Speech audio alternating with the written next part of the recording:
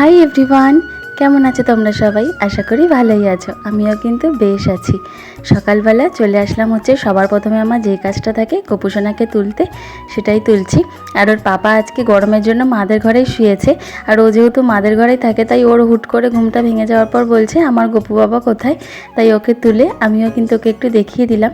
আর এই দেখো আমার বরের কাণ্ড, ওকে বলেছিলাম যে ওর জন্য বিস্কুট নিয়ে আসবে, ওকে যেহেতু আমি সকালবেলা জল বিস্কুট দিই তাই।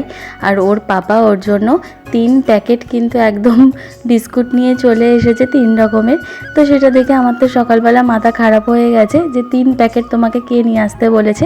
তো যাই হোক চলো, ওকে ঘুম থেকে তুলে ওকে খেতে দিয়ে এখন কিন্তু আমি চলে এসেছি বিছানাটা তুলতে। যেহেতু ও উঠে গেছে ঘুম থেকে, তার জন্য কিন্তু একবারে বিছানাটা তুলে তারপর যাব ঘরের কাজবাজ শুরু করব। আর এদিকে চাদরগুলোকেও কিন্তু সুন্দর করে ভাঁজ করে জায়গাটা জায়গায় রেখে এরপর চলে আসলাম হচ্ছে রান্নাঘরে। আর রান্নাঘরে এসে এই জায়গাটা এতটা অন্ধকার থাকে না, তো বাইরে যত রোদ উঠেছে তার জন্য ভাবলাম যে জানলাটা খুলে দিই। এখানে রান্নাঘরে এসে জানলাটা খোলাই হচ্ছে, সবার প্রথমে আমার কাজ থাকে। তারপর এখন প্রেশার কুকারে আমি ছোলা সিদ্ধ করব, তার জন্য কিন্তু প্রেশারটাও একবারে বের করে নিলাম। আর এদিকে কিন্তু চাও বসিয়ে দিচ্ছি। চলো, এরপর আমার বরের কাণ্ড দেখো।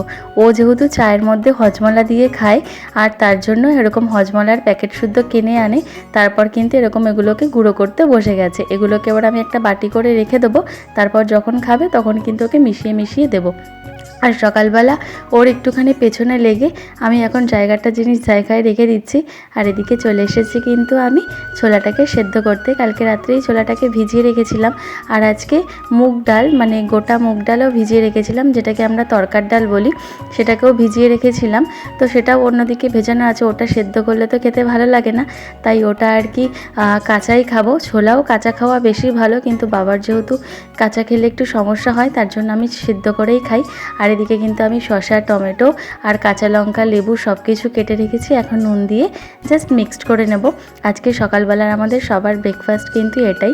আমার বর অন্যদিন খেতে ভালোবাসে, কিন্তু 2-3 দিন ধরে দেখছি এটা খুব একটা খেতে চাইছে না। তবুও আজকে জোর করছি। তো আমি একটু টেস্ট করে দেখলাম যে নুন ঠিক আছে কিনা, দেখলাম একদম পারফেক্ট।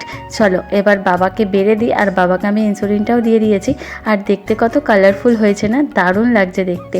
আর ওই যে ওদেরকে এখন খেতে দিয়ে, আর নিচে তো দেখতেই পারছো বটি আর লাউ রেডি আছে। সেটা দিয়ে কি করব পরের ভিডিওতে শেয়ার করছি। ভিডিওটা ভালো লাগলে চ্যানেলটা সাবস্ক্রাইব করো। টাটা।